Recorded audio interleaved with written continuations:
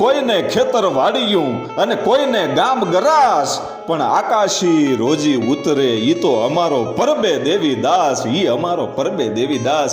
એવું પરબધામ એટલે પરબની વાવડી, એ જુનાગઢની બાજુમાં એ પરબધામ આજે દુનિયાની અંદર વિખ્યાત છે. સંત દેવીદાસ, અમર દેવીદાસના નાદ એ ગામડે ગામડે ડંકા વાગે છે. એ દેવીદાસ બાપુના, અમરમાના એ સંપૂર્ણ જીવનની તો આપણે વાતો કરવી છે, એના પરચાઓની વાતો કરવી છે, પરબધામ કેવી રીતે બંધાણું એની પણ આપણે વાતો કરવી છે. પણ આજે અમુક એવી અજાણી વાતો કરવી છે કે જે કલાકારોએ આજ સુધી તમારી સુધી પહોંચાડી નથી. પોતાની રીતે ઘડી ઘડી અને બનાવી અને તમને પીરસ્યું છે, પણ એ અમુક વાતો ખોટી છે.